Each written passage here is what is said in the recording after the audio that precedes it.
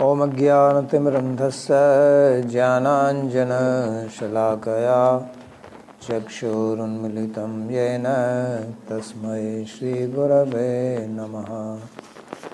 वन्देऽहं श्रीगुरोः श्रीयुतपदकमलं श्रीगुरून् वैष्णवांश्च श्रीरूपं साग्रजातं सहगणरघुनाथान्वितं तं सजीवं साद्वैतं सावधूतं परिजनसहितं श्रीकृष्णचैतन्यदेवं श्रीराधाकृष्णपादान् सहगणललिता श्रीविशाखान्वितांश्च।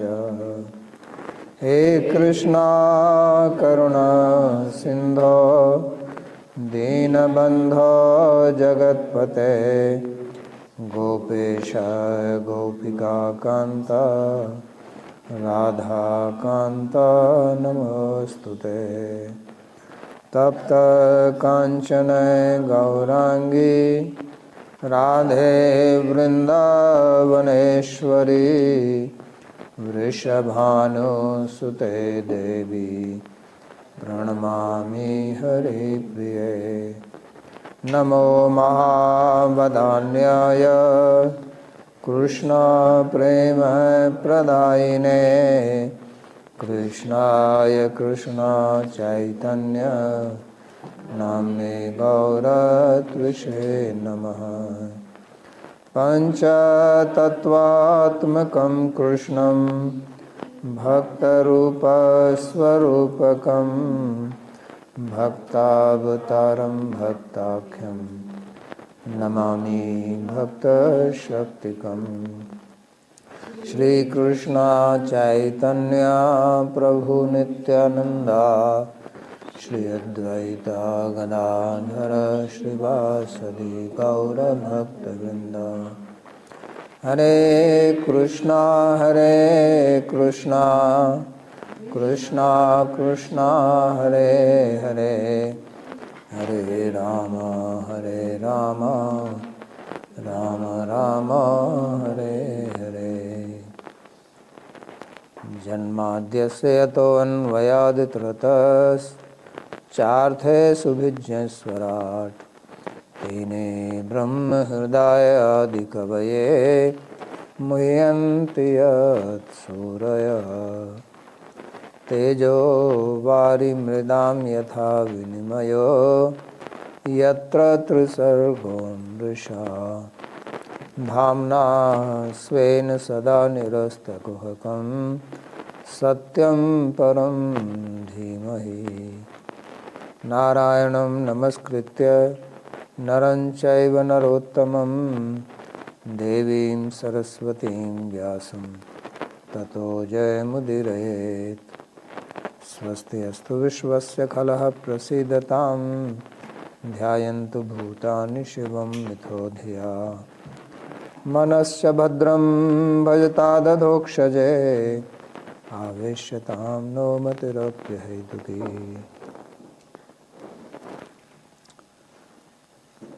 आप सभी का स्वागत है श्रीमद् भगवत गीता के इस प्रवचन में। और हम अध्ययन कर रहे हैं अध्याय 2 श्लोक नंबर 13।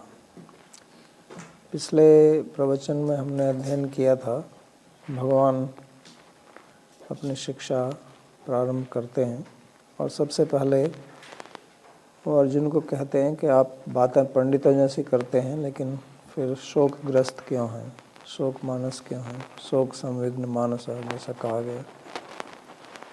और उसके बाद फिर वो तत्व वस्तु पर विचार करते हैं। हम अपने जीवन में जो भी घटनाएं देखते हैं, समझते हैं, उनको एक तत्व की दृष्टि से देखा जा सकता है, एक व्यावहारिक दृष्टि से। तो व्यावहारिक दृष्टि से तो हम सभी जानते हैं कि हम मनुष्य हैं, आपस में हमारे संबंध हैं और उनके अनुसार हम व्यवहार करते हैं जगत में। लेकिन इसके पीछे जो तात्विक दृष्टि है वो भी हमको समझनी चाहिए, क्योंकि वही वास्तविक है। तो भगवान इसलिए पहले यहाँ जिसका हमें ज्ञान नहीं है उसका ज्ञान देते हैं, क्योंकि व्यवहारिक तो सब जानते ही हैं। इसलिए शास्त्र हमको वो उपदेश देता है जिसका हमें ज्ञान नहीं है और हम अपने आप अपनी बुद्धि से अपने अनुभव से जिसका ज्ञान प्राप्त नहीं कर सकते हैं। तो इसलिए सबसे पहले उन्होंने यही कहा कि ऐसा नहीं था कि हम कभी नहीं थे। तो हमारी सबकी बुद्धि तो यही रहती है कि हम जन्म लेते हैं और मरते हैं। तो पहले वो इसी बात का खंडन करते हैं या इससे कुछ भिन्न बोलते हैं। न त्वे नेमे जनाधिपा न चैव न भविष्यामि, कि ऐसा नहीं है कि मैं नहीं था, आप नहीं थे, ये राजा लोग नहीं थे, हम सब थे। और ऐसा भी नहीं है कि कभी नहीं रहेंगे। तो गीता हमारे जो मूल कारण है दुख सुख दुख का, इस संसार में बंधन का, उस पर विचार करती है।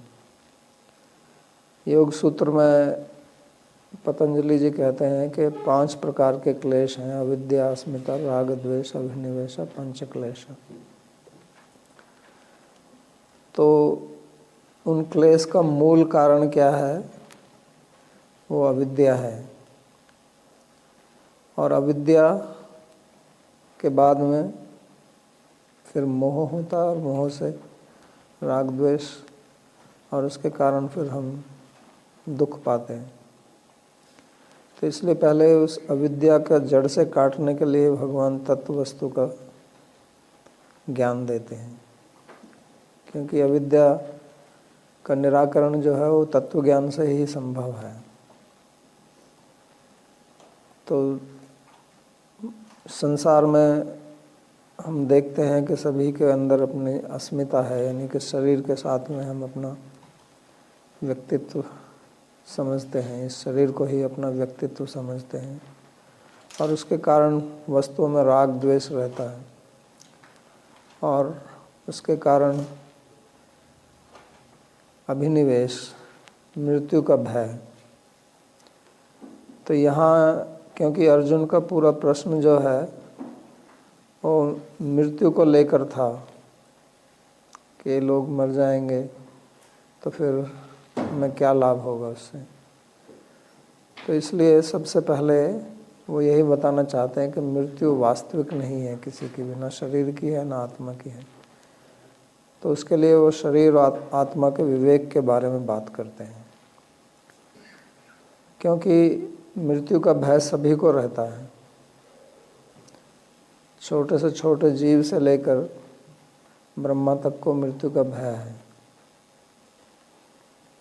तो इसलिए, और जब आदमी भय में रहता है तो उसके कारण बहुत गलत काम करता है भयभीत व्यक्ति।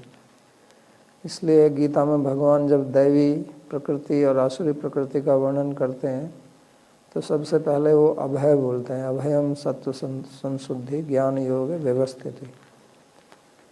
तो ये अभय प्राप्त करना बहुत आवश्यक है, नहीं तो हम भय के कारण जो कार्य नहीं करना चाहिए उसको करते हैं और जो करना चाहिए उसको नहीं करते हैं।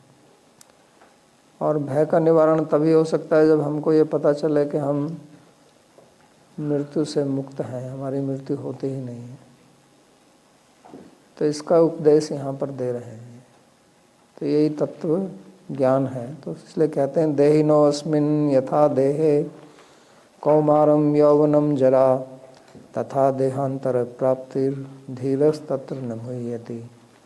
इस प्रकार बचपन, यौवन और बुढ़ापा केवल देहधारी आत्मा के देह से संबंधित होते हैं, उसी प्रकार आत्मा मृत्यु के पश्चात एक अन्य देह प्राप्त करता है। धीर व्यक्ति इससे मोहित नहीं होता है। तो पिछले श्लोक में उन्होंने बोला था कि हम सब लोगों की मृत्यु नहीं होती है। तो इससे प्रश्न हो सकता है कि ऐसा क्यों कहते हैं, आपकी मृत्यु नहीं होती है? तो सबका अनुभव है कि मृत्यु होती है, सब लोग पैदा होते हैं और मरते हैं। तो उसके उत्तर में भगवान ये श्लोक बोलते हैं कि मृत्यु वास्तव में आत्मा की नहीं होती है, और इसलिए जो धीर पुरुष हैं वो मोहित नहीं होते हैं। तो इसी कारण इन्होंने आत्मा के लिए आत्मा शब्द प्रयोग ना करके देही न शब्द प्रयोग किया है। देह और देही, तो देह शरीर को कहते हैं, और देही जिसका ये शरीर है, यानी कि जो इस शरीर को अपना मानता है, उसको देही बोलते हैं। जैसे धन है और धन का जो मालिक होता है उसको धनी बोलते हैं। तो वास्तव में जो व्यक्ति धनी है वो धन से अलग ही है।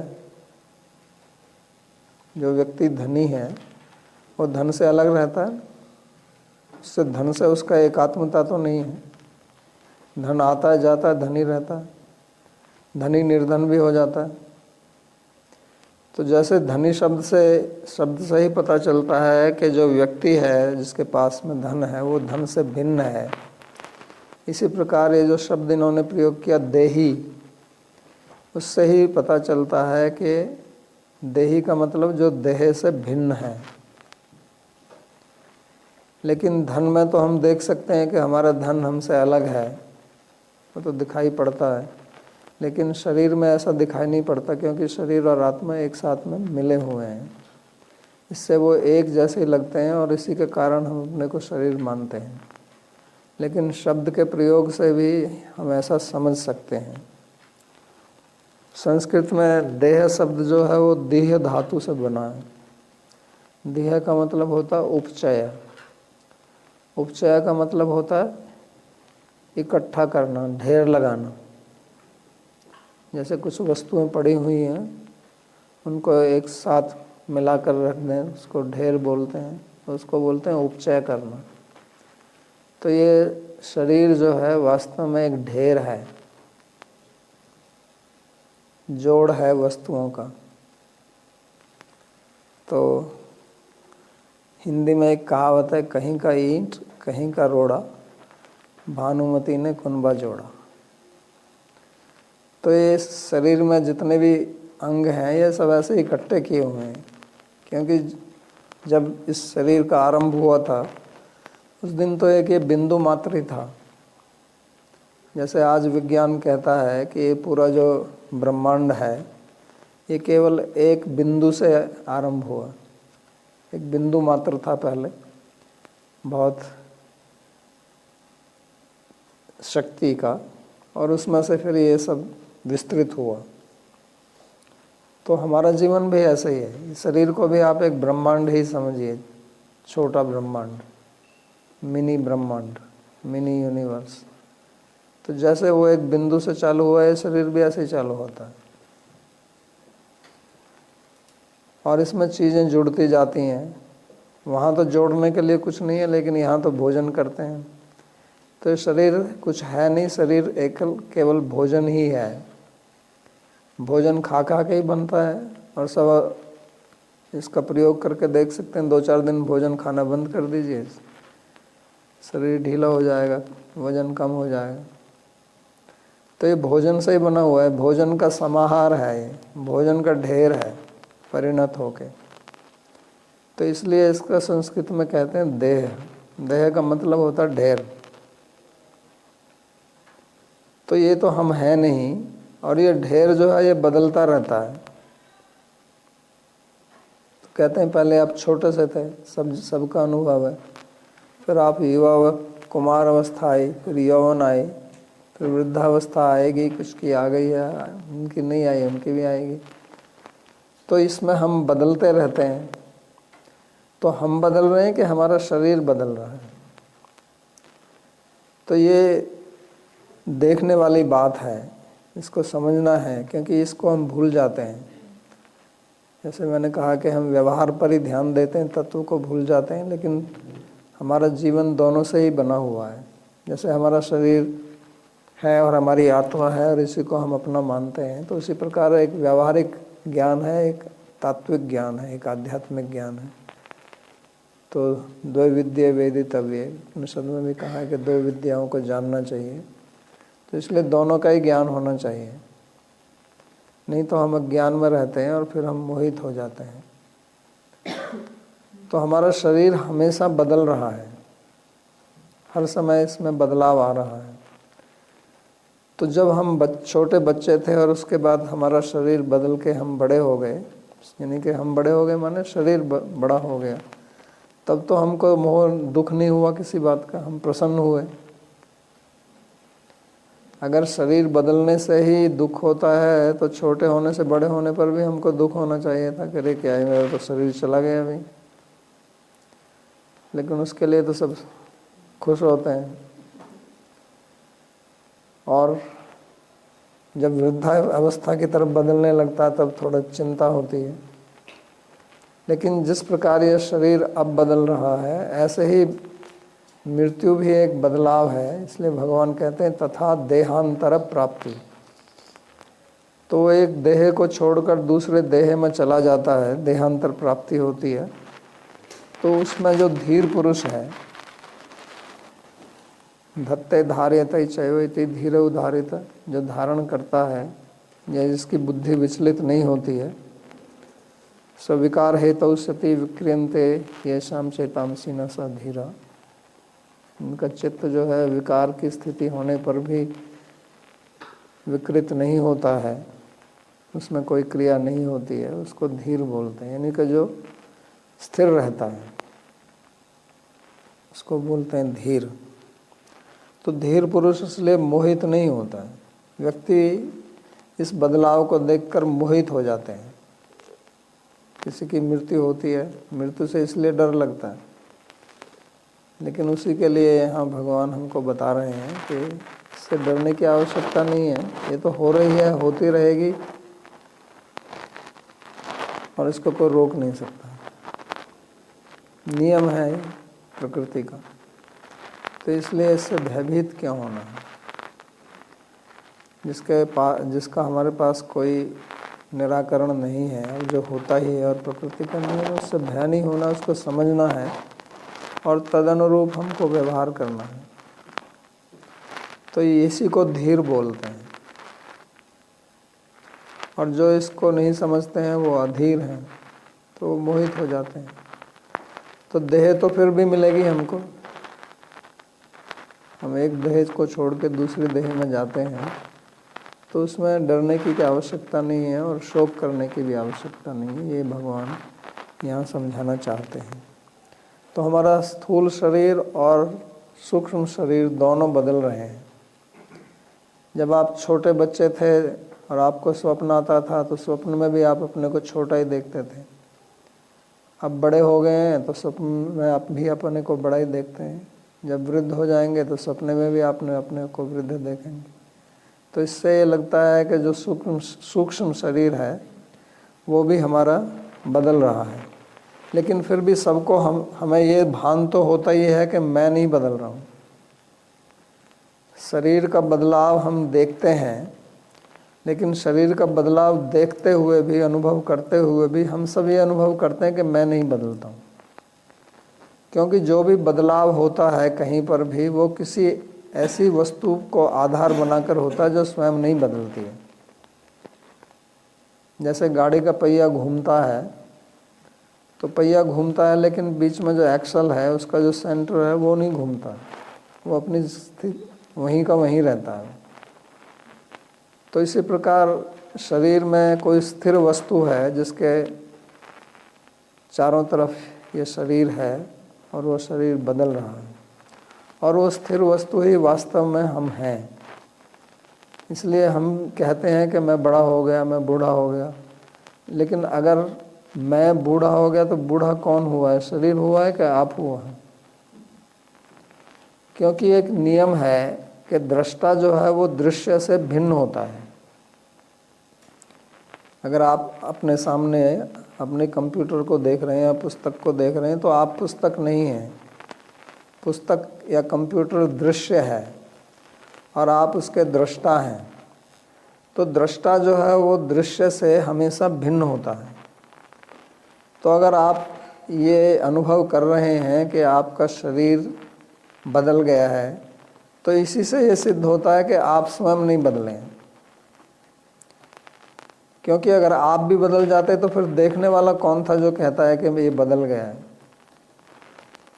अगर आप सड़क पर खड़े हो जाएं और वहाँ से जाती हुई गाड़ियों को देखें तो आप गिन सकते हैं कि इतनी गाड़ी यहाँ से गई हैं।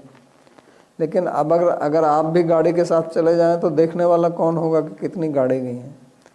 तो अगर आप स्वयं शरीर ही हैं तो जब शरीर बदलेगा तो आप भी बदल जाएंगे। तो आप ये नहीं कह सकते कि मैं बदल गया, क्योंकि जो कहता है कि मैं बदल गया, मैं बड़ा हो गया, मैं बूढ़ा हो गया, मैं युवा हो गया, वो स्वयं नहीं बदल रहा है। उसने अपने को पहले भी देखा था जब वो युवा नहीं था या बूढ़ा नहीं था, और जब युवा और बूढ़ा हो गया तब भी देख रहा है। इसलिए इस प्रकार से वो ऐसा कह सकता है। तो जब हम इस बात को ठीक से समझेंगे और इसको हम अपनी बुद्धि में बैठा लेंगे तो फिर हमको मृत्यु से भय नहीं होगा। और मृत्यु से भय नहीं होगा इसका मतलब ये नहीं है कि अब हम कहीं भी चले जाएं, चलो कोई हमको मार दे, कोई परवाह नहीं। नहीं, आप अपनी रक्षा करें और अपना कार्य करें, लेकिन जो मृत्यु अपरिहार्य है, जिसका निराकरण नहीं किया जा सकता, जो आएगी ही, उससे हमको डर नहीं लगेगा फिर। नहीं तो प्राय करके जब आदमी वृद्ध होता है, मृत्यु पास आती है, तो वो बहुत भयभीत रहता है, चिंता उसको रहती है, चाहे उसको प्रकट करे या ना करे। तो अगर हम अपना स्वयं का अनुभव भी देखें तो हमको ऐसा कभी नहीं लगता है कि मैं नहीं था। हमको ऐसी अनुभूति नहीं होती है कि कोई ऐसा समय था जब मैं नहीं था, और ऐसी भी अनुभूति हम सोच नहीं सकते हैं कि मैं कभी नहीं रहूँगा। लेकिन हमको ये अनुभव होता है कि मैं पहले भी था, अब भी हूँ और आगे भी रहूँगा। तो ये इसीलिए है कि शरीर से भिन्न, देह से भिन्न जो देही है, शरीर से भिन्न जो शरीरी है, जिसको हम आत्मा शब्द से कहते हैं या और कोई भी शब्द आप प्रयोग करें, तो वो स्थिर है, वो उसकी मृत्यु नहीं होती है। और ये जो शरीर है ये बदलता रहता है। तो इसको तो एक संस्कृत में बोलते हैं थैला, कुणप, यस्यात्म बुद्धि कुणपे त्रिधातु के। इसको 3 धातु का कुणप बोलते हैं थैले को, बैग। ये तो एक बैग है। तो इसको आप अपना मान रहे हैं। जैसे आपकी कार है तो आप कार को चलाते हैं, लेकिन आप कार तो नहीं है, कार से भिन्न है। तो ऐसे ही ये भी शरीर है हमारा, इसको रथ कहा गया। इंद्रियाणि हयानि आहु, इंद्रिय घोड़े हैं, शरीर रथ है। तो मन उसकी प्रग्रह है, रस्सी है, रज्जु है, बुद्धि चालक है और आत्मा उसमें बैठा हुआ है। तो बिल्कुल उसी प्रकार ही है ये। तो इसको हम अपना मानकर उसमें लिप्त हो जाते हैं। अब जैसे अगर आप कोई लेख लिखें तो आप कहेंगे ये मेरा लेख है। उसको कोई कॉपी करता है, आप कोई पुस्तक लिखें तो उसके ऊपर आप केस कर देंगे कि ये मेरा है, ये तो मेरा है। आप कुछ उगाते हैं अपनी ज़मीन में तो कहते हैं ये मेरी है। यानी कि आप कुछ चीज़ पैदा करते हैं तो उसको अपना कहते हैं। लेकिन इस शरीर को आप अपना क्यों कहते हैं? आपने तो पैदा नहीं किया इसको। या आप किसी वस्तु को पैसा देकर खरीद लेते हैं तो कहते हैं मेरी हो गई। आपने कार खरीदा, पुस्तक खरीदी, कंप्यूटर खरीदा। तो आपकी कोई वस्तु या तो आप उसको पैदा करें या उसको खरीदें तब वो आपकी होती है। तो ये शरीर आपका कैसे हो गया? ना तो आपने इसको पैदा किया, ना आपने इसको खरीदा, तो आप इसको अपना क्यों मानते हैं? संसार में तो ऐसा कहीं होता नहीं है। आप कहीं कोई चीज़ पड़ी हुई जाके कहो ये मेरी है, ऐसे थोड़े कह सकते हैं। तो इसमें वास्तव में तो आपका होने में कोई तर्क नहीं है कि ये मेरा है, लेकिन हम कहते हैं ये शरीर मेरा है। ज़्यादा से ज़्यादा आपके माँ बाप कह सकते हैं कि ये उनका है, क्योंकि उन्होंने पैदा किया, खिलाया पिलाया, देखी। तो वास्तव में शरीर तो उनका होना चाहिए, लेकिन हम कहते हैं नहीं जी ये तो मेरा है। और माँ बाप को कहते हैं तुम कौन होते हैं, अलग हटो। तो ये तो ज़बरदस्ती हुई ना। किसी खेत में सब्जी लगी हुई है और उसको वहाँ से जाके तुम ज़बरदस्ती ले लो, नहीं मेरी है, और खेत वाला कहता नहीं है तो मेरी है। तो शरीर आपका कैसे हो गया है, इस पर ज़रा विचार कीजिए और बताइए मेरे को कि किस तर्क से आप शरीर को अपना कहते हैं। तो कोई वास्तव में तर्क है नहीं कि शरीर आपका है। पूर्व मीमांसा में एक नियम है, उसको कहते हैं संघातस्य परार्थत्वात्, कि जो भी कोई संघात होता है, संघात माने जो चीज़ों का जोड़, जैसे टेबल है, ये संघात है, इसमें भिन्न भिन्न अवयव हैं, अंग हैं, उनको जोड़ के बनाया गया है। पुस्तक है, कंप्यूटर है, जितनी भी चीज़ें आप देखते हो ये सब संघात हैं। हमारा शरीर भी एक संघात ही है, जैसे पहले ही कहा मैंने, दिया धातु से बना है। तो ये संघात जो भी होता है वो अपने लिए नहीं होता, उसका प्रयोग दूसरे के लिए होता है। जैसे टेबल है, मेज है, कुर्सी है, पुस्तक है, कंप्यूटर है, वो अपने लिए नहीं है। मेज मेज के लिए नहीं है, कुर्सी कुर्सी के लिए नहीं है, कंप्यूटर कंप्यूटर के लिए नहीं है, वो किसी दूसरे के लिए है। ये नियम है, आप कहीं भी देख लीजिए, जो भी संघात होगा, जो भी वस्तु कुछ भिन्न भिन्न अवयवों को मिलाकर बनाई गई है, यानी जो अवयवी है वो अपने लिए नहीं होता, ये नियम है। तो हमारा जो शरीर है वो भी एक संघात है। तो इससे क्या सिद्ध होता है? इससे ये सिद्ध होता है कि ये शरीर जो है वो शरीर के लिए नहीं है, वो किसी दूसरे के लिए है। तो दूसरा दो ही हैं, एक तो इसमें आत्मा जो बैठा हुआ है उसके लिए हो सकता है, या जो परमात्मा है उसके लिए हो सकता है। तो वास्तव में तो शरीर जो है वो हमको मिला है प्रभु की कृपा से, तो इसका हमको उपयोग करना है उनको प्राप्त करने के लिए, उनकी सेवा के लिए। ये शरीर इसलिए हमारा एक प्रकार से एक यंत्र है, करण है, उपकरण है। लेकिन हम क्या कर रहे हैं? हम शरीर की सेवा कर रहे हैं। तो शरीर हमारे लिए है या हम शरीर के लिए हैं?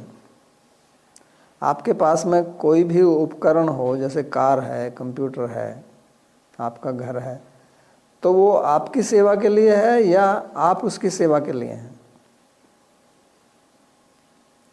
वो आपकी सेवा के लिए है, इसलिए तो आप उसको अपना कहते हैं।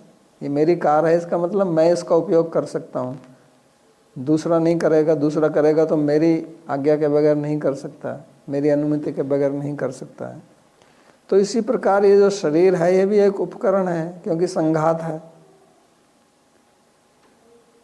तो इसलिए ये मेरे लिए उपयोग के लिए है। लेकिन अभी मैं क्या कर रहा हूँ? इसको मैं इसकी सेवा में लगा हुआ हूँ। व्यक्ति शरीर की सेवा में लगा रहता है सुबह से शाम तक। इसको खिलाओ, इसको पिलाओ, इसको नहलाओ, इसको कपड़े पहनाओ। जैसे मंदिर में ठाकुर जी की सेवा होती है, नहीं, जो मंदिर में पुजारी होते हैं वो ठाकुर जी की सेवा करते हैं, तो उनको नहलाते हैं, उनको भोग लगाते हैं, उनकी आरती करते हैं, उनको सुलाते हैं, उनको पंखा जलाते हैं। तो ऐसे ही हम कर रहे हैं अपने शरीर के लिए। यही हमारा भगवान हो गया।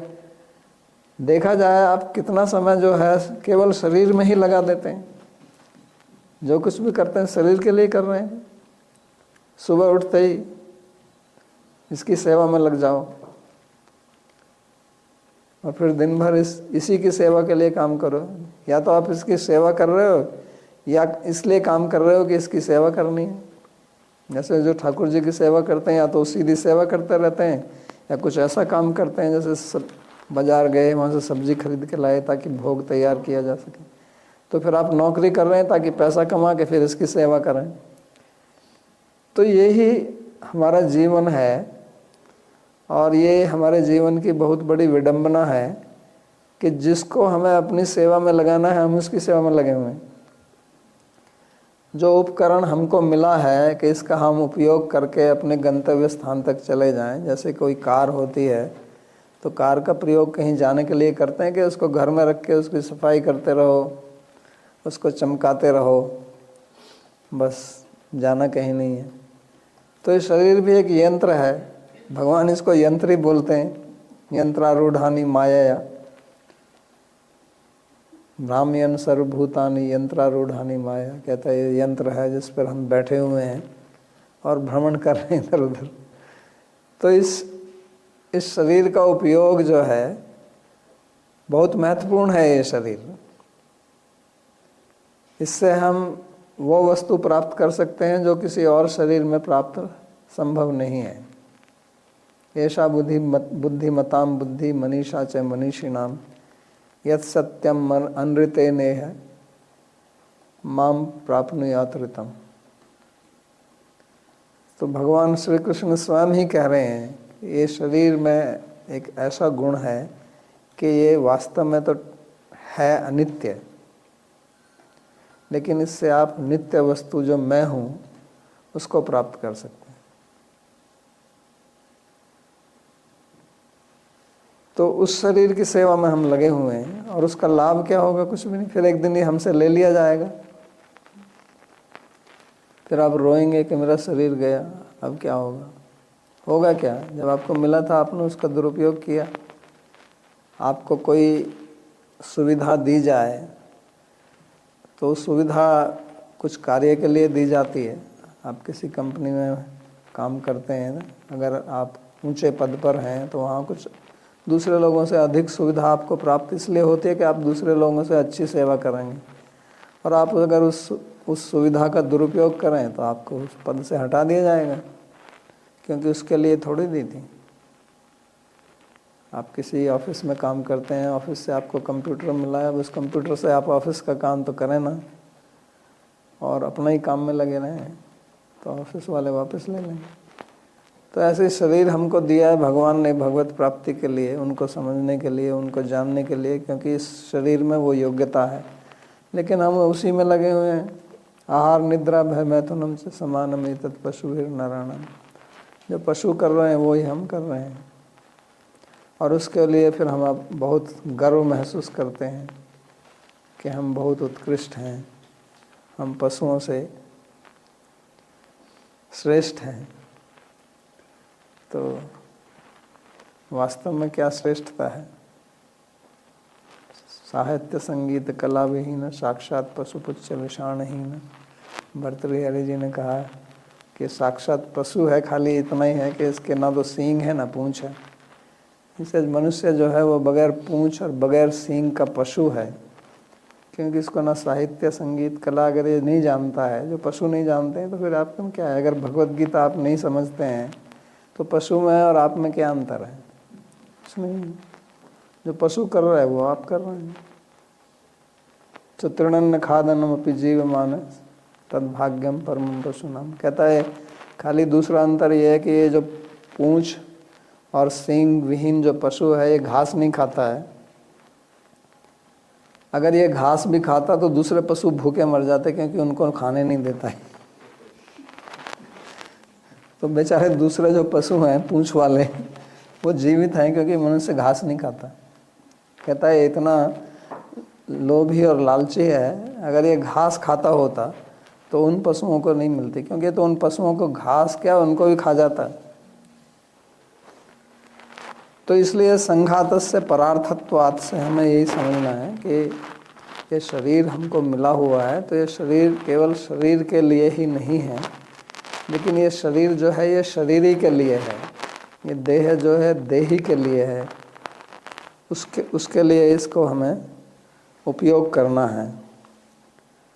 तो इसलिए हमें मोहित नहीं होना है, क्योंकि मोह का कारण जो है वो केवल अज्ञान है, और इस अज्ञान को दूर करने के लिए ही भगवान इस श्लोक को यहाँ पर बोल रहे हैं।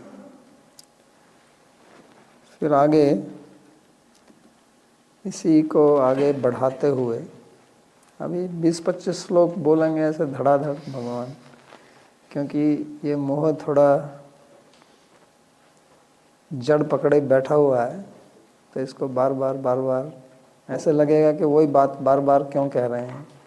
क्योंकि जब आदमी कोई एक चीज़ को समझता नहीं है तो फिर उसको दोहराना पड़ता है ताकि इसकी बुद्धि में घुस जाए। मोटी बुद्धि वाले हैं हम, सूक्ष्म बुद्धि जल्दी पकड़ती है।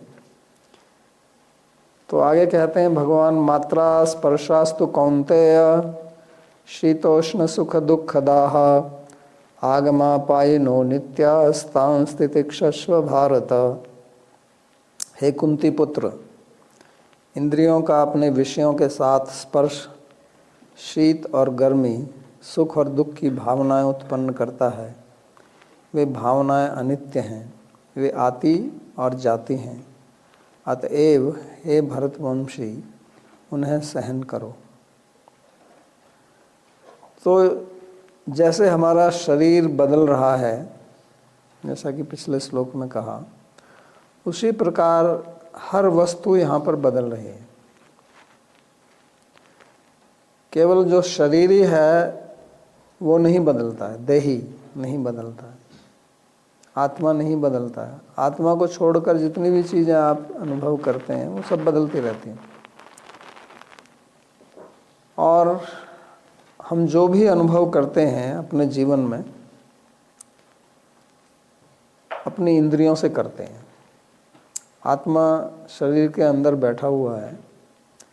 जैसे आप कार में बैठे हुए हैं तो कार में जो खिड़की है, यानी कि जहाँ पर ग्लास लगा हुआ है, वहीं से आप बाहर देख सकते हैं। जो कार का दरवाज़ा है उसमें से तो आप बाहर नहीं देख सकते।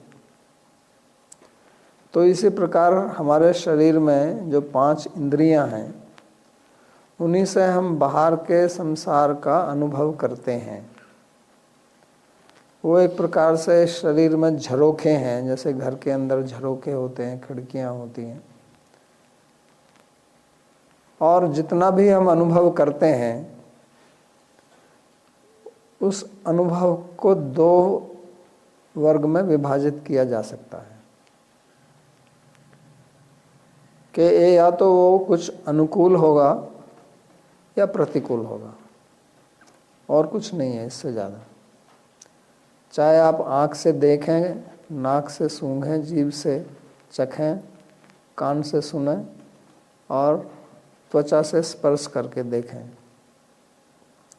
तो 5 इंद्रियों से 5 भिन्न भिन्न गुणों का हमको अनुभव होता है।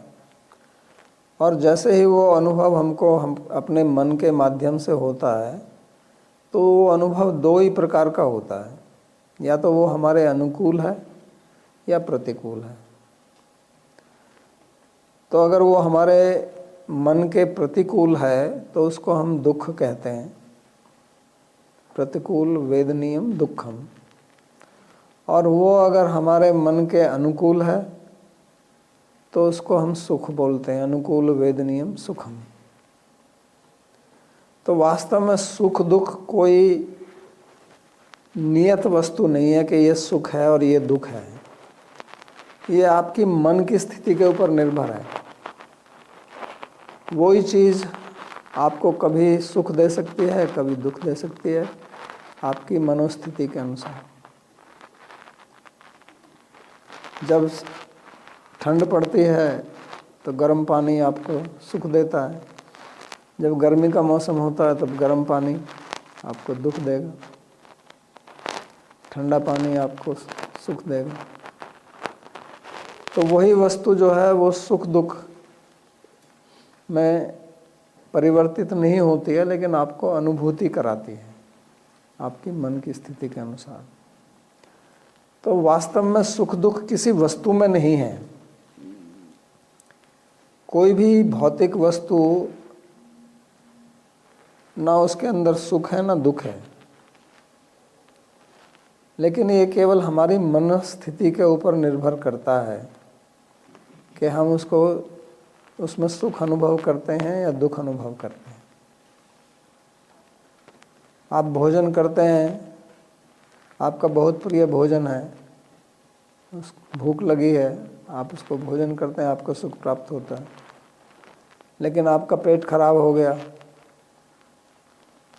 आपको दस्त लगे हुए हैं, तो वही भोजन देख के आपको उल्टी होने को हो जाएगी, उसको खाने का मन नहीं करेगा। फूड पॉइजनिंग हो जाती है कभी, तो खाने का मन ही नहीं करता। तो भोजन में सुख दुख अगर होता तो अब भी वो हमको सुख ही देता, लेकिन नहीं, क्योंकि हमारी मानसिक स्थिति भिन्न है अभी। तो इसलिए भगवान कहते हैं कि ये जो मात्रा स्पर्श है, स्पर्श तो वास्तव में त्वचा से ही होता है, लेकिन स्पर्श का मतलब यहाँ संबंध से है। मात्रा का मतलब होता है इंद्रिय। मात्रा जैसे आप कहते हैं ना, दवाई की इतनी मात्रा, ये बहुत ज़्यादा मात्रा हो गई, मात्रा माने मेजरमेंट। तो हमारी इंद्रियां जो हैं वो मापने का काम करती हैं, नापती हैं। मांग माने धातु से मात्रा बना, तो ये इंद्रियां जो है नापती हैं कि बाहर कैसी वस्तु है, ये आवाज़ कैसी है, गंध कैसी है, ये नापने का काम करती हैं। जैसे आपका थर्मामीटर है, मीटर शब्द जो है वो इंग्लिश में मात्रा से ही आया है, तो उससे आप तापमान नापते हैं, इसलिए हिंदी में उसको तापमान बोलते हैं। मान का मतलब उसका मेजरमेंट, ताप माने गर्मी। तो जैसे थर्मामीटर जो है वो उष्णता का स्तर नापता है, ऐसे ही हमारी इंद्रियां भी नापती हैं, इसलिए उनको मात्रा कहा है भगवान ने। वैसे जो प्रचलित शब्द है वो तो इंद्रिय है, लेकिन यह मात्रा इसलिए कहा कि इससे हम नापने का काम करते हैं। और वो स्पर्श में उसको, इस इंद्रिय को उसके स्पर्श में आना पड़ेगा, चाहे कोई भी हो, चाहे सीधा स्पर्श में आए या किसी और तरीके से। उसको जो विषय है, हर एक इंद्रिय का अपना अपना विषय है। नाक से आप केवल गंध ग्रहण कर सकते हैं, रूप ग्रहण नहीं कर सकते हैं। तो उस नाक को जिस वस्तु का आप गंध ग्रहण करना चाहते हैं उसके स्पर्श में लाना पड़ेगा। जिसका आप स्वाद लेना चाहते हैं उसको आपको अपनी जीभ के स्पर्श कराना पड़ेगा। जिसको आप देखना चाहते हैं तो आँख से स्पर्श नहीं कराते हैं, लेकिन वहाँ जो प्रकाश पड़ता है उस प्रकाश को आपकी आँख का स्पर्श होगा। तो इसलिए प्राप्यकारी बोलते हैं इनको, कि इनको प्राप्त करके उस वस्तु को तभी ग्रहण करती है। जैसे थर्मामीटर, जिस चीज़ का आपको नापना है उसमें लगाना पड़ेगा उसको। ऐसा तो नहीं है कि थर्मामीटर 10 मीटर दूर पड़ा हुआ है और आपको उसका तापमान पता चल रहा है। तो ये स्पर्श करती हैं हमारी इंद्रियां विषयों को, और उसमें फिर अनुभव करती हैं। क्योंकि यहाँ स्पर्श शब्द का प्रयोग किया है, इसलिए शीत और उष्ण, क्योंकि स्पर्श से हम यही पता लगाते हैं कि ये ठंडा है कि गर्म है, ये कोमल है कि सख्त है। और फिर वो शीत और उष्ण जो है हमको सुख और दुख ये दो देते हैं। तो इसलिए सुख और दुख जो है ये केवल एक मानसिक, उसका क्या कहेंगे, प्रतिक्रिया है। सुख शब्द जो है वो दो शब्दों से बना, सु और खा। तो खा बोलते हैं आकाश को और सु बोलते हैं अच्छे को। तो सुख का मतलब होता है अच्छा आकाश, और दु और खा दुख, वो भी दो शब्दों से बना। दुष शब्द है, दुष खा, उसका विसर्ग बन जाता है दुख। यानी कि बुरा आकाश और अच्छा आकाश। यानी कि हमारा जो मन है उसको आकाश यहाँ कहा गया है, हृदय आकाश कहिए, मन का आकाश कहिए जो। तो उसमें उसका कैसा प्रभाव पड़ता है उसी को सुख दुख बोलते हैं। वास्तव में सुख दुख कोई चीज़ नहीं है।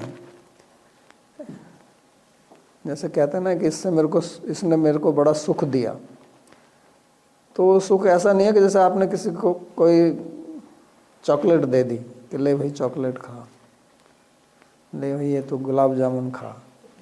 तो सुख ऐसे कोई देने वाली चीज़ नहीं है कि आप किसी को उठा के दे सकते हैं। ये तो आप किसी व्यक्ति की इंद्रिय किस प्रकार से प्रतिक्रिया करती हैं। आपने उसको अच्छे शब्द बोले या कुछ ऐसा कार्य किया जिससे उसके मन को अच्छी अनुभूति हुई, उसी को सुख बोलते हैं। तो सुख वास्तव में है कहीं नहीं,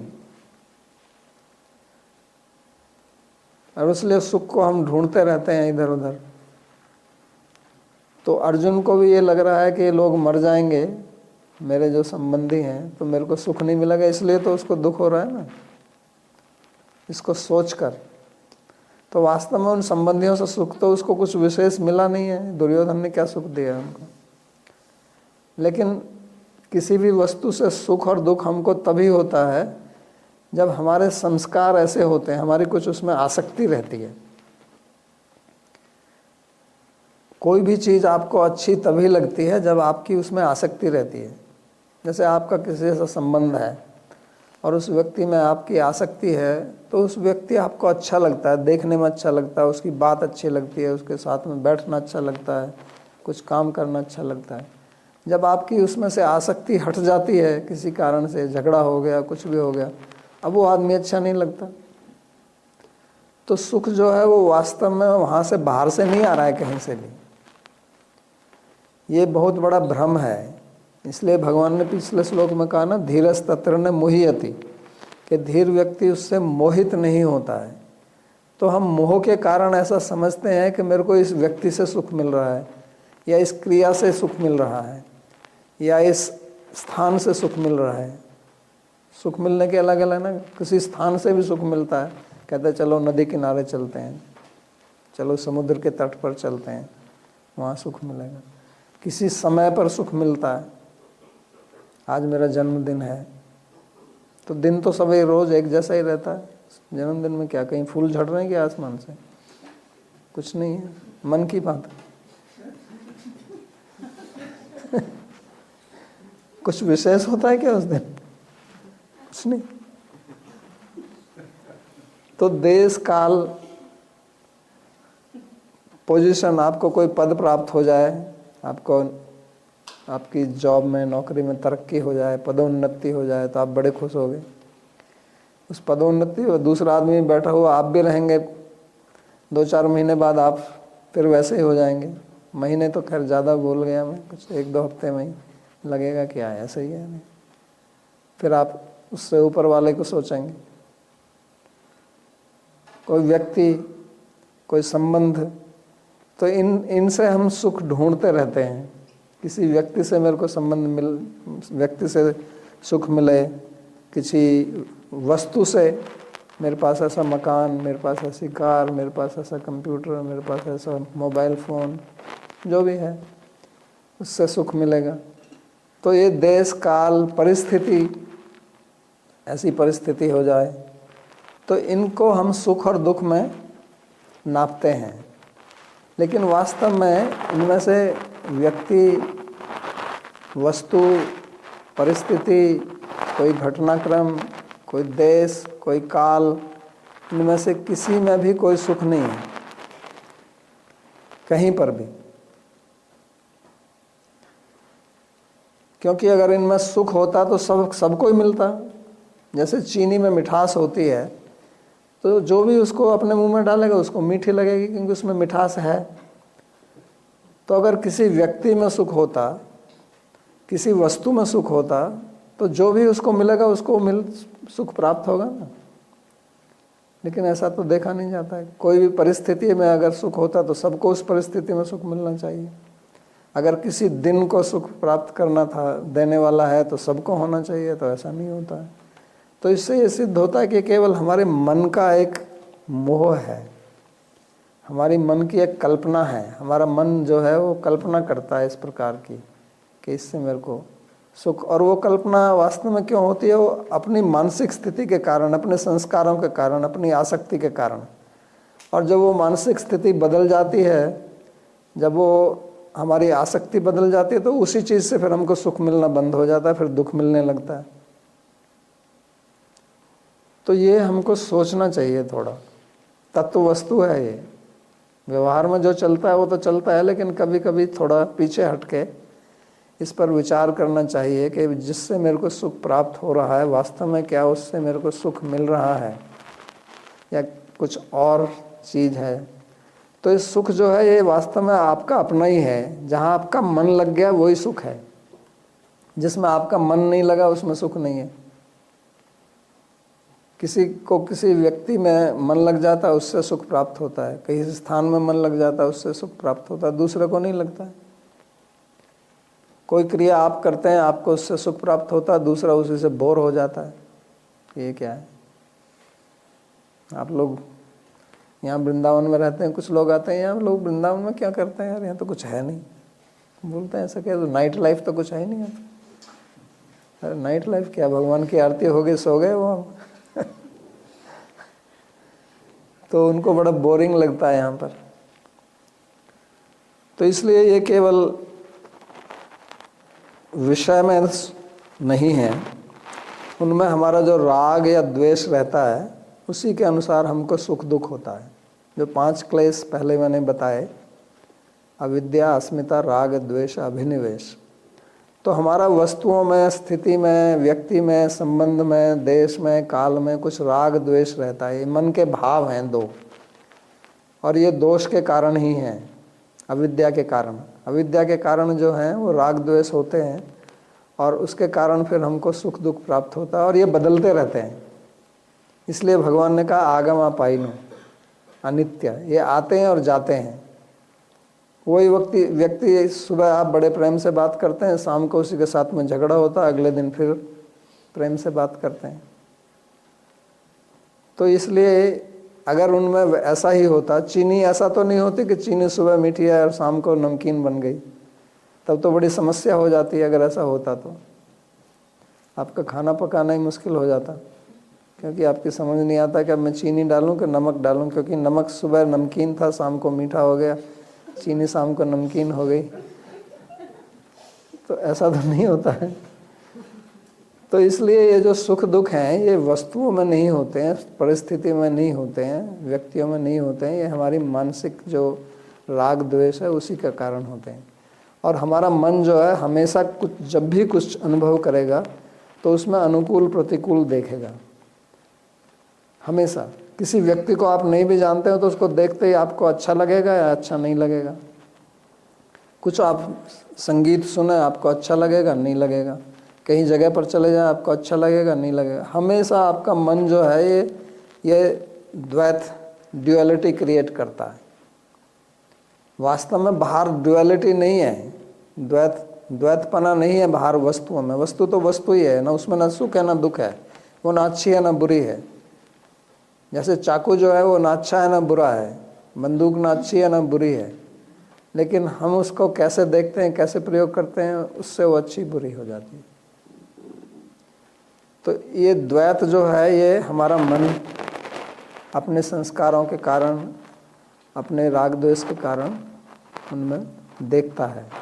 वो ऐसा नहीं है कि उसमें द्वैत को पैदा कर रहा है, वो देख रहा है, और क्योंकि वो देखता है इसलिए वो भी बदलता रहता है। वो कोई टिकाऊ नहीं है, कोई स्थिर नहीं है। अभी ऐसा है, थोड़ी देर में दूसरा हो जाएगा। वही वस्तु अभी अच्छी लग रही है, दूसरी लगेगी।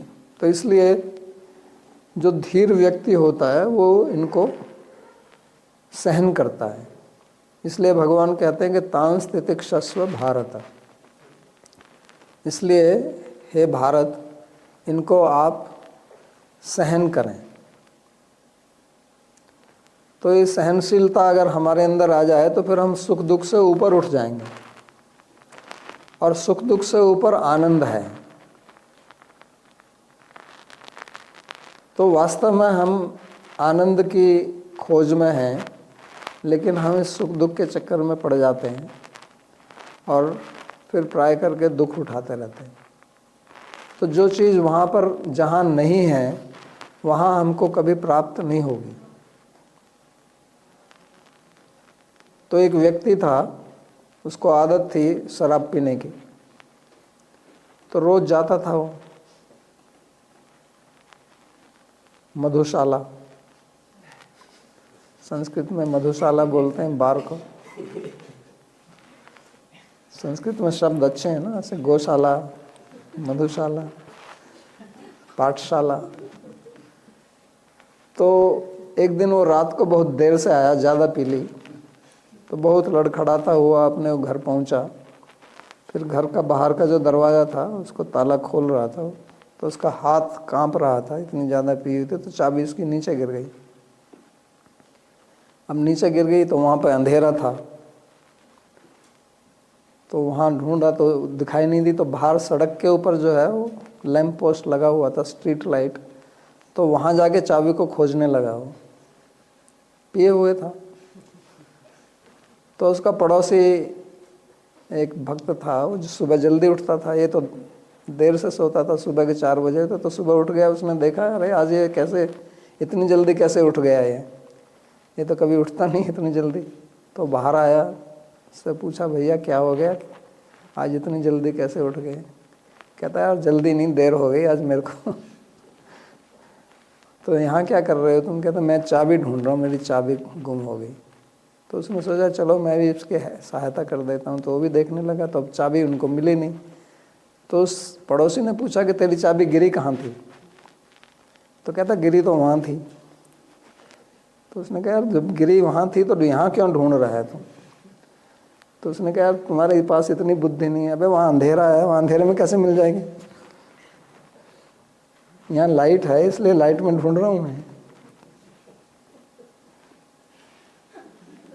तो हमारी स्थिति कुछ ऐसे ही है। भगवान ने जो कहा ना, धीरस तत्र न मुह्यति, शराब पी के मोह हो जाता है, मोहित, संस्कृत में इसको मोह बोलते हैं। तो हम भी अविद्या की शराब पिए हुए हैं और उससे मोहित हैं। तो पीत्वा मोहमयी मदिराम उन्मुक्त भूतो अयम जगत, संस्कृत में श्लोक है कि ये जो जगत है, जो संसार के लोग हैं, ये मोहमयी मदिरा को पिए हुए हैं।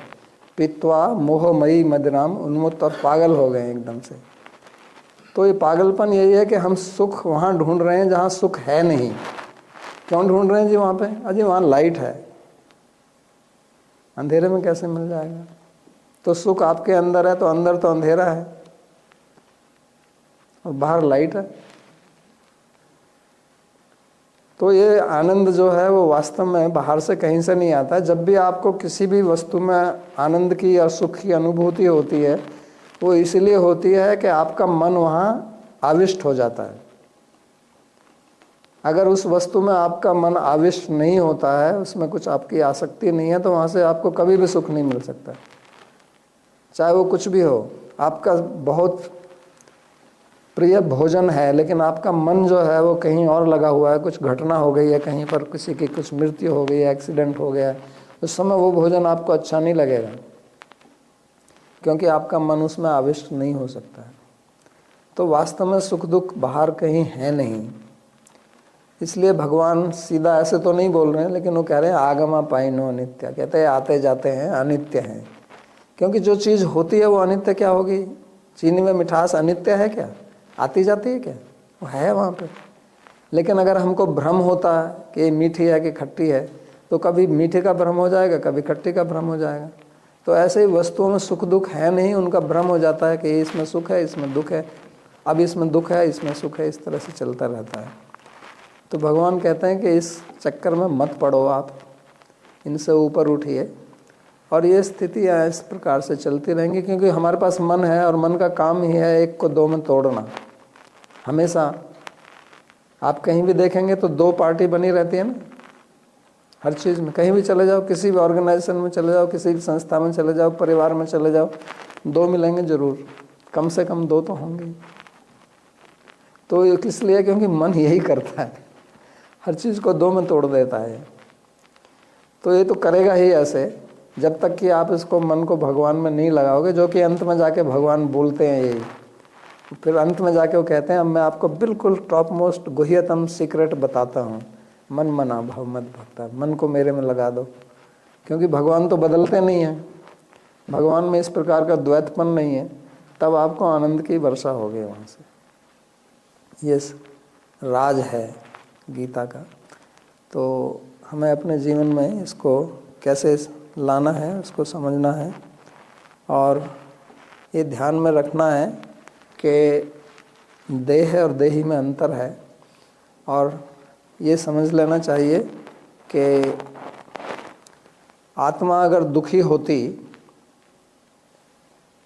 तो फिर दुख को देखने वाला कौन होता? जब हम खुद देखते हैं कि मैं दुखी हूँ, तो इसका मतलब मैं वास्तव में दुख से दूर ही हूँ।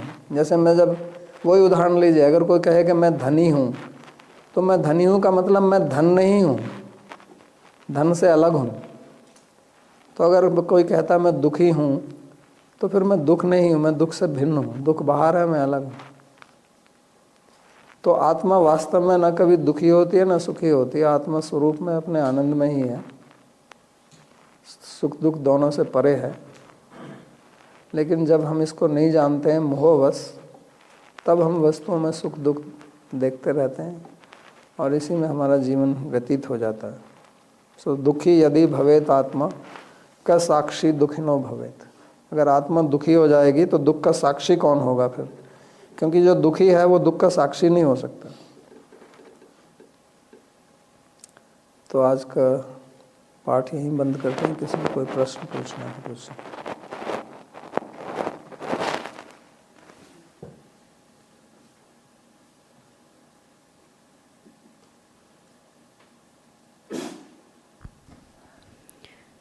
प्रश्न है, राधे राधे महाराज जी, आपने पिछले प्रवचन में बताया था कि शोक मत करो, लेकिन अगर हमसे अपना या किसी और का कुछ बुरा हो जाए और हमें ग्लानि हो, हमें दुख लगे, तो शोक तो ऑटोमेटिकली आ जाएगा। आप कृपया मार्गदर्शन करें। शोक तो ऑटोमेटिकली आता है, वही तो यहाँ बता रहे हैं भगवान। लेकिन उससे ऊपर उठना है आपको। जो ऑटोमेटिक हो रहा है उसके लिए तो शिक्षा देने की आवश्यकता नहीं है। तो ये यहाँ यही बता रहे हैं कि आपको ये देखना है कि जो हुआ उसके कारण आपको ग्लानि हो रही है, अब उससे आपको शिक्षा लेनी है कि मेरे को ऐसा नहीं करना चाहिए। और अगर आप शोकग्रस्त रहेंगे तो आप शिक्षा भी नहीं लेंगे और शोक में डूबे रहेंगे। तो जिसके प्रति आपने कुछ गलत काम किया है उससे आप क्षमा प्रार्थना कीजिए और उस शोक से बाहर हटिए। उत्कर्ष जी कहते हैं, जय जय श्री राधे महाराज, साष्टांग दंडवत प्रणाम महाराज। मुझे निद्रा एवं आलस्य बहुत आता है, या ऐसा कहूँ कि इसकी एडिक्शन है, इससे कैसे छुटकारा पाया जा सकता है? नियम लेता हूँ, 1-2 दिन चलता है और फिर वही पुरानी दिनचर्या। शरीर से आसक्ति होने के कारण लक्ष्य की प्राप्ति दृढ़ता नहीं आ पा रही। कृपया मार्गदर्शन करें। तो कुछ ऐसे लोगों का संग करो जो इस प्रकार से दृढ़ता से पालन करते हैं, क्योंकि संग का असर पड़ता है। आप स्वयं करने में समर्थ नहीं हैं तो दूसरों की सहायता लीजिए। हमारे भारत में आश्रम बनाने की प्रथा इसलिए ही है कि आश्रम में लोग जाते हैं, हर एक व्यक्ति तो उतना उत्साही नहीं होता, लेकिन दूसरों को देखकर वो भी कहता है कि मेरे को भी करना चाहिए। वहाँ जो नियम होते हैं उनका पालन करना पड़ता है। तो आप कुछ ऐसी व्यवस्था बनाइए ताकि आप कम से कम कभी कभी जब भी समय मिले किसी ऐसे आश्रम में जाके रहें या वहाँ के कुछ कार्यक्रमों में भाग लें, ताकि आप अपनी तमस से निकल सकें। प्रश्न है, राधे राधे महाराज जी, भगवत गीता जी श्लोक और उसकी टीका पढ़ने के बाद इम्पॉर्टेंट पॉइंट्स कैसे याद रखें? कृपया मार्गदर्शन करें। तो उनको एक नोट कॉपी में नोट कीजिए, नोट लीजिए जो इम्पोर्टेंट पॉइंट है और उनको दोहराइए प्रतिदिन जब तक वो याद ना हो जाए। और फिर उनके ऊपर चिंतन कीजिए, मनन कीजिए और अपने जीवन में उनका प्रयोग कीजिए, क्योंकि ये तो प्रयोगात्मक ज्ञान है, खाली याद करने के लिए नहीं है। उनका ही कहना है कि राधे राधे महाराज जी, आज मेरा भी बर्थडे है, कृपया मार्गदर्शन करें। तो इसमें मेरे को क्या मार्गदर्शन करना है? बर्थडे है तो गीता का एक अध्याय पढ़िए, गीता के 12वें अध्याय का पाठ कीजिए। आपका जन्मदिन है तो बहुत अच्छी बात है। ठीक है, और कोई प्रश्न? हाँ जी।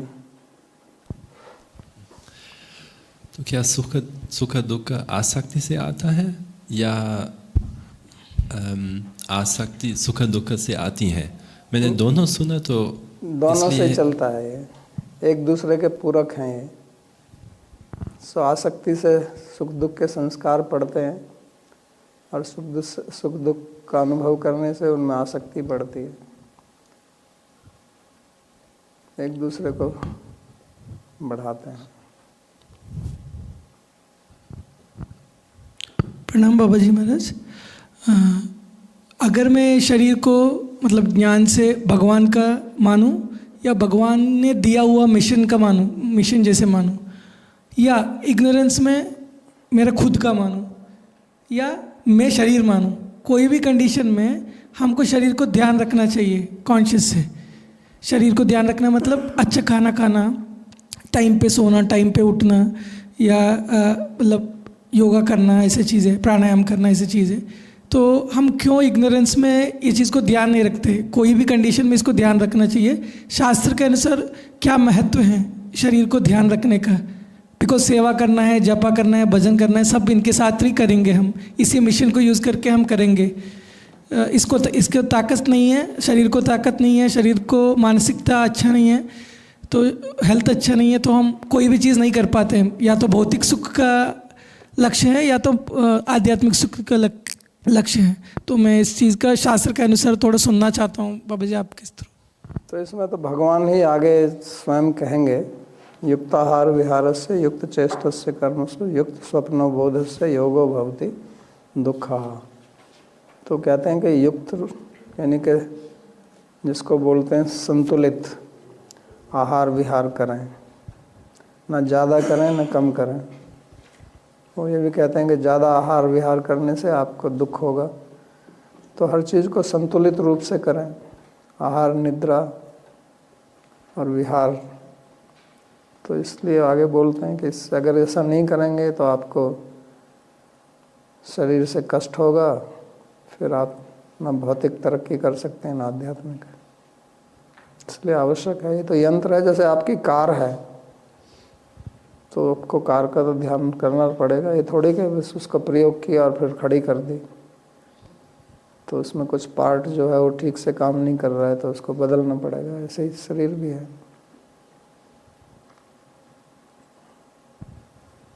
धन्यवाद बाबा जी। ठीक है, तो प्रार्थना श्लोक। सर्वोपनिषदो गावो दोग्धा गोपालनंदनः पार्थो वत्सः सुधीर्भोक्ता दुग्धं गीतामृतं महत्। एकं शास्त्रं देवकी पुत्र गीतम् एको देवो देवकी पुत्र एव। एको मंत्रस्तस्य नामानि यानि कर्माप्येकं तस्य देवस्य सेवा। कार्पण्यदोषोपहतः स्वभावः पृच्छामि त्वां धर्म सम्मूढ़चेताः। यच्छ्रेयः स्यान्निश्चितं ब्रूहि तन्मे शिष्यस्तेऽहं शाधिमां त्वां प्रपन्नम्। यत्र योगेश्वरः कृष्णो यत्र पार्थो धनुर्धरः तत्र श्रीर्विजयो भूतिर् ध्रुवा नीतिर्मतिर्मम। कृष्णाय वासुदेवाय देवकी नंदनाय च नंदगोपकुमाराय गोविंदाय नमो नमः। नमः पंकजनाभाय नमः पंकजमालिने नमः पंकजनेत्राय नमस्ते पंकजंघ्रये भवे भवे यथा भक्तिः पादयोस्तव जायते तथा कुरुष्व देवेश नाथस्त्वं नो यतः प्रभो नाम संकीर्तनं यस्य सर्वपाप प्रणाशनम् प्रणामो दुःखशमनस्तं नमामि हरिं परम् हरि ओम तत्सत्।